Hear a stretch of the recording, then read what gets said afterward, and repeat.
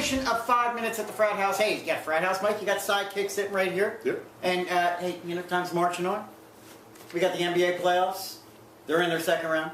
Yep. NHL playoffs. They're in their conference finals. Yep. We got NASCAR already coming up on mid-season, amazingly enough. Yep.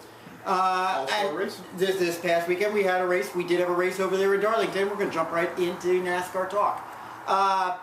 Darlington race this week, and your favorite driver, Jimmy Johnson, got his first win of the season. Yep. So tell me, did you have him on your fantasy team? I did on one of them. You had him on one? You had him on one. All right.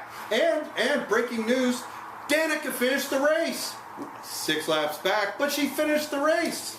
Listen, talking fantasy though, I see Team Blood Pack came in third in the first segment. The first segment is done.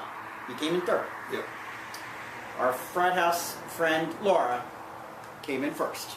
Yes, congratulations, Laura. You won the first segment in the Frat House League.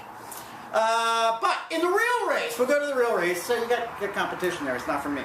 Others who came in the top 5 at Darlington this past weekend. Denny Hamlin came in second. Tony Stewart was in third. Kyle Busch, he's starting to come on a little bit now. All of a sudden, he came in fourth, and Martin Truex came in fifth. Did anybody notice that I didn't mention Greg Biffle not once in any of that? Let's go over and take a look at the top 5 on the leaderboard. Oh no, I got to mention Greg Biffle. Yeah. Greg Biffle is still leading the top of the leaderboard. He's there in the number 1 spot with 411 points. However, he is closely followed. Now, only 2-point difference between him and Matt Kenseth, who's sitting there with 409 points. Dale Jr.'s in third, 397. Denny Hamlin, fourth, 394. Jimmy Johnson finally works his way up into the top 5 on the leaderboard with 372. Yep. And if you didn't notice, the top 4 didn't change. No, they didn't. The only thing that is different is Johnson moved up into the 5th spot. Johnson and Casey Kane are the biggest movers of the week. They both moved up 3 spots. Now, we do have a race this Saturday. Of course, it doesn't count, all right, because it's an alleged exhibition. I don't know what they're calling it. You're going to tell us what they're calling it. It's like an all-star sort of thing. Go ahead. Well, you've got Charlotte. Yeah, I know. What don't I understand? Go ahead. You've got the all-star race. Okay? Yeah. But prior to the all-star race, there is the showdown. Mm-hmm. So the top 2 places in the showdown earn their way into the all-star race. Gotcha. I think.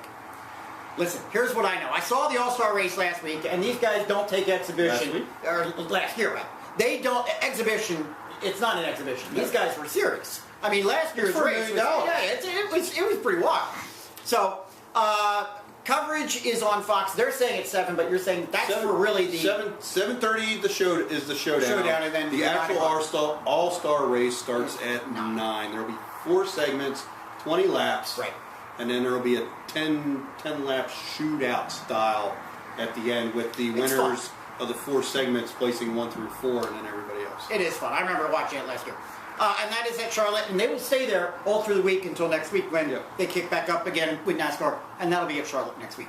Yep. Let's go over and take a look at baseball. We've got 6 weeks under our belts now, and we've got some backstories this week, which kind of make up our improbables list. And let's take a look at what we've chosen for this week. We're going to head out west. Take a look at your favorite team sitting out there in Anaheim. That's the Angels. Love me some Angels. And apparently the Angels, I don't know if you're aware of this, but they've been shut out now 8 times. 8 times already this season they've been shut out. They're getting great offense from that guy. What's his name? Pujols, I think. Here's the deal, though. If you were to take those 8 shutouts that they've had already so far this year and you extrapolate it over the entire season, the Angels will be shut out 36 times. 36 times, and that would break a record. And Pujols will only have 5 home runs for the season. They're really set some great stats, man. 36 times they potentially could be shut out. That would break a record, and that record was held by the 1908 St. Louis Cardinals. Wow. Can you say karma? And speaking of karma, an improbable. Everybody, I was crying. Everybody in St. Louis was crying when Albert left. Oh, what are we going to do? Right now, St. Louis leads the National League in overall batting average, slug percentage, on-base percentage, runs, home runs, and triples. all without big money Albert Pujols. We'll see how long that'll last. They don't have the best record, though, in the majors, but that's okay. Let's go take a look at the second one there. Bobby Valentine's Boston Red Sox. They just can't seem to get any positive ink this season. I don't know what's going on. Hey, did you get this story on Josh Beckett? All right. Apparently, Beckett missed a start in his rotation on May 2nd. Alleged muscle soreness. But then the very next day, he's out playing around the golf. Adding insult to injury to that, here comes his next start in the rotation, and he gets lit up. I mean lit up, and he's pulled before the third inning ends. And when reporters were asking him about this after the game, and they're asking him, about the whole golf thing, his response was, I spend my off days the way I want to spend them. My off day is my off day. We have 18 off days a year. We deserve time to ourselves.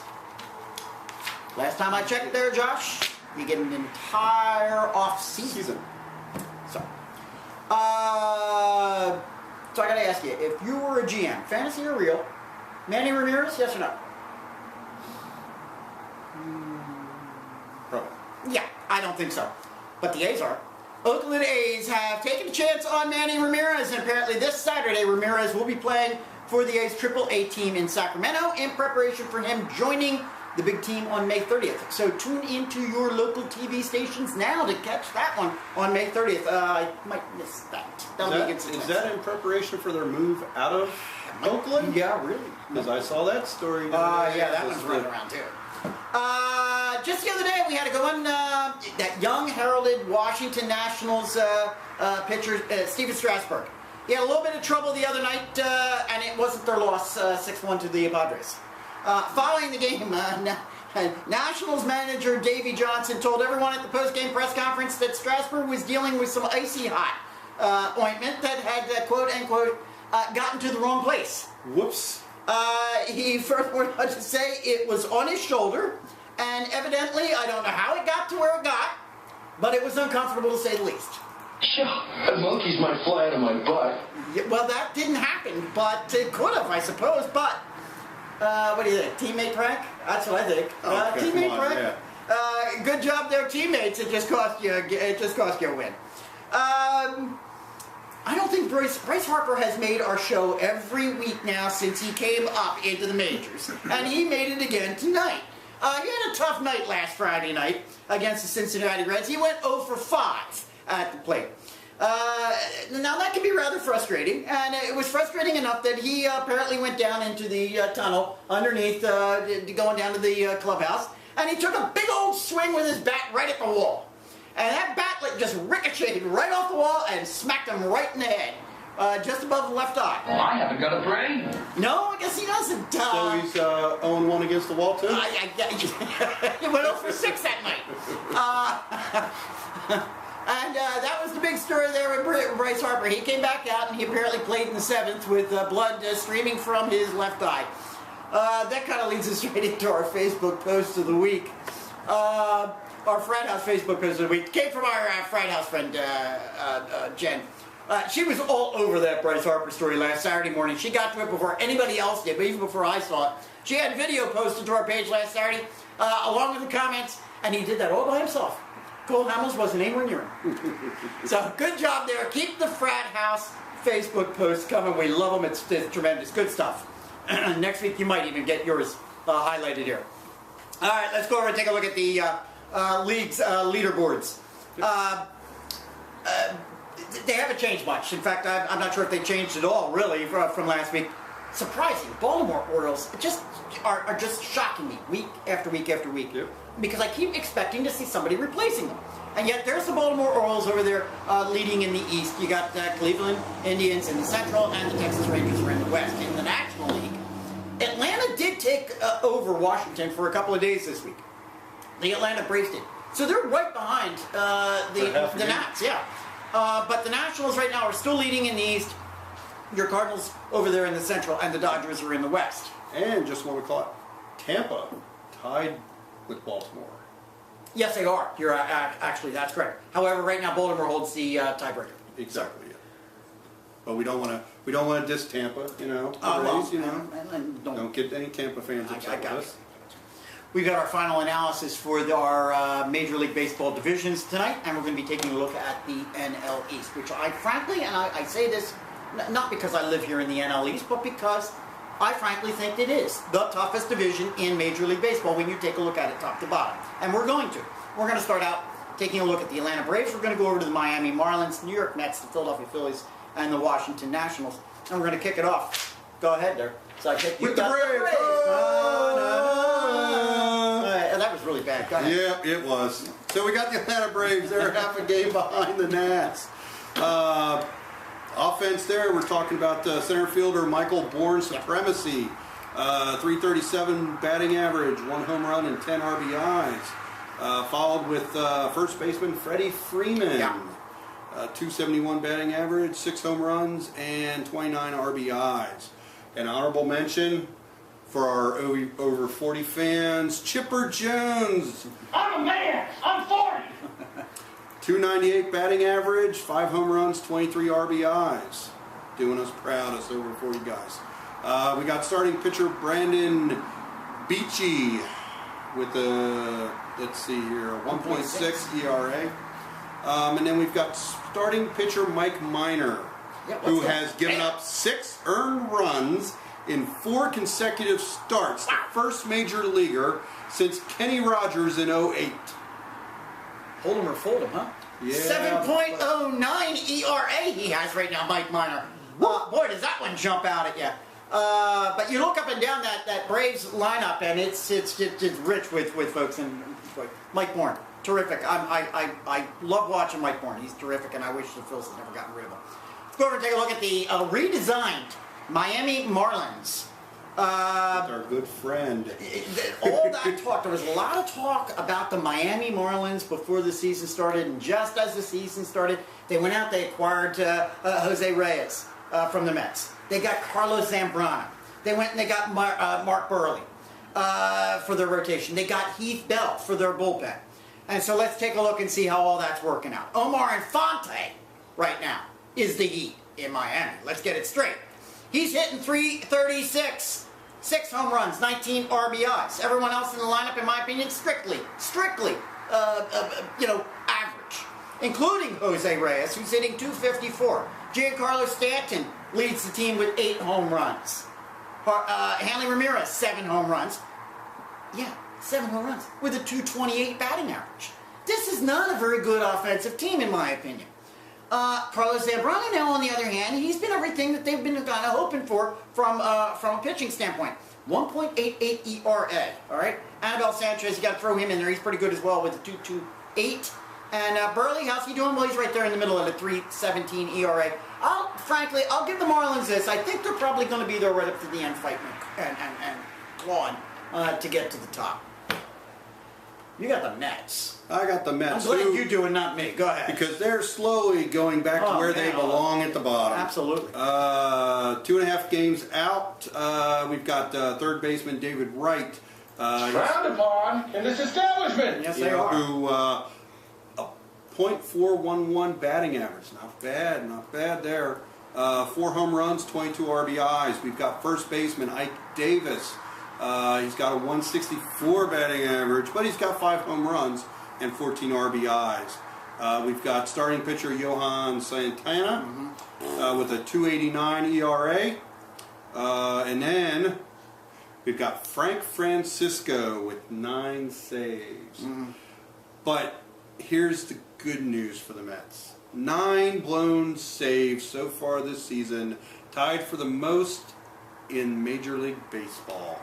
They can't close a game to save their lives. They really have looked schizophrenic on this from the beginning. There were times in the first couple of weeks they really looked like they were actually trying to get someplace with this, and that they might actually make a run at things. But really, as you pointed out, they're kind of settling down and becoming what they truly are. All right? I picked them to be dead last in the basement of the East. And frankly, I think they're showing their true colors. They're working their way to get there.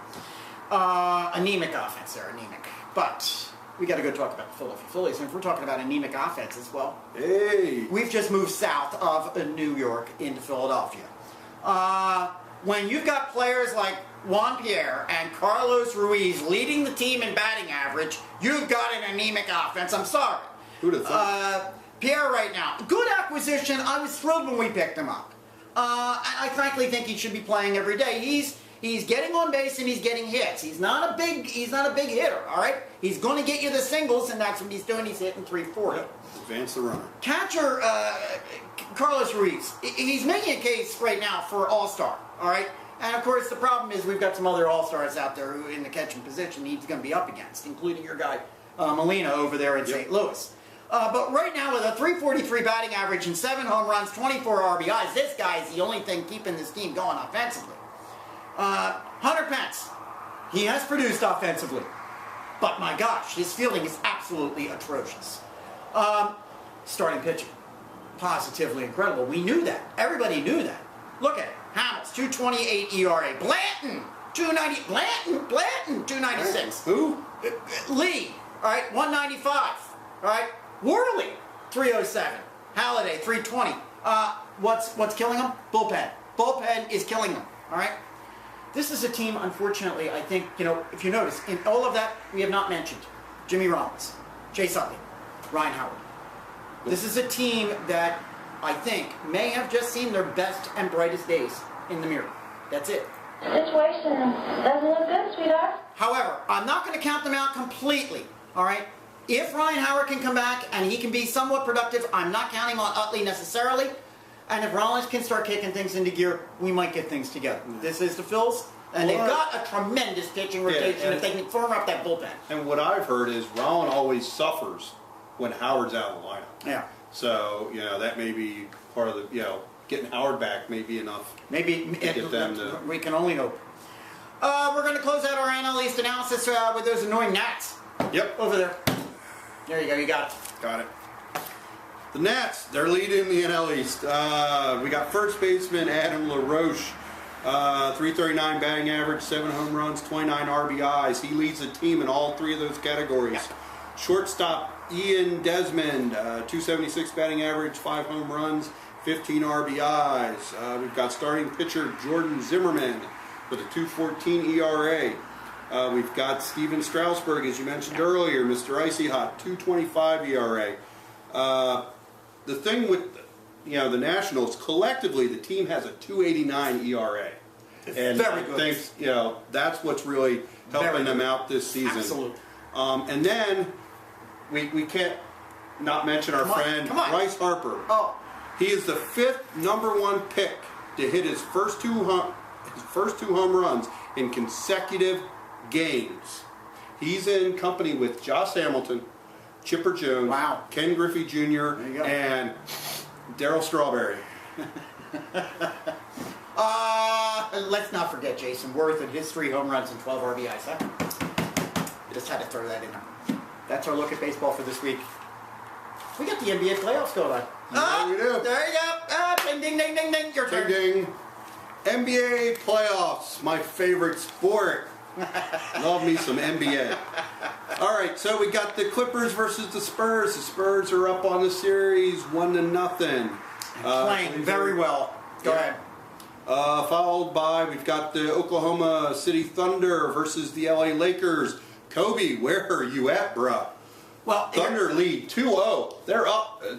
Yeah, and again, the next game, Game 3, is going back to LA. We'll see whether LA can turn it around at that point. I'm going to tell you right now, if they don't, LA has played, in my opinion, non-LA type of basketball. Yep. This is not the type of team we're used to seeing. Go ahead. Followed up then by Boston versus the Sixers. Celtics lead that series 2-1. Prior to last night's game, it looked pretty good. The Sixers, we thought the Sixers. Yeah, in my opinion, I think the Sixers outplayed Boston in games 1 and 2. Last night they got themselves. They were manhandled last night. And if that sort of thing continues, look for Boston to win this series. So I also heard some rumblings that they were saying that Boston was being disrespectful of the Sixers the first 2 games, that didn't respect the Sixers and what they could do, and weren't really playing them hard. And then now in Game 3 they've come back and played harder. Well, So if that's we'll have to see. If that's the thing that's being said, then I'll tell you this. Then I think the Sixers took them for granted last night. That's my personal opinion. So, and then we've got the Heat and the Pacers tied 1-1. And again, we're talking about superstars not showing up. Kobe doesn't show up for the Lakers. LeBron in the fourth quarter, Absolutely. at the end of the game when they need him to be putting in them points, where is he? He's nowhere. And I think that tells a lot right now. That series is tied at 1 game apiece, and I don't know if it bodes very well for the way things are going right now with the Heat. I'm going to be honest with you, because that series goes now to Indiana, and that's our look at the NBA. It's getting interesting. It really is. That kind of leads us. I'm going to plug in for our new feature. Hey, I said I was going to do a column once a week, and I did this week. And my column this week is all about the Philadelphia 76ers. Titled, what's there to like about the 2011-12 Sixers? So, if you get a chance, jump over to our Facebook page and take a look at it. I'll put something up there again next week. NHL playoffs. Yep. NHL playoffs, we are down to the conference finals, and we've got the LA Kings, who are the number 8 seed. Upstart LA Kings against a number 3 seed Phoenix Coyotes. LA has yet to lose a game on the road, and that is the story. LA right now is leading this series 2-0. And now, when's the next game? Is it tonight? I can't remember. Next game is at LA. There's the deal. Game 3 is at LA, and they already have a 2-0 lead. And I texted you. We were talking about this before the show, and I texted you this the other night. I'm telling you, the Kings are going to take the cup. We're already, this series done. The Kings are going to take the cup in 5 games. All right. Well, I'm not going there yet. We'll talk about that one next week. So keep that around for a couple shows from now. Over there in the East, we've got the New Jersey Devils, number 6 seed, against the number 1 seed New York Rangers, and that series right now is tied at 1. The Devils came back last night to win that one by 1 goal, I believe it was. And so that series is tied up. And that's our coverage for this week. Yep. All right? You know what you got to do. All right? You got to keep us real. You got to keep us live. You got to keep us going. We're going to see you next week. See you then. Sajac's broken his stick. Here come the Rangers. Gabrick, little chip play. What a save by Brodeur. Tried to chip it over top of him. Come alive again.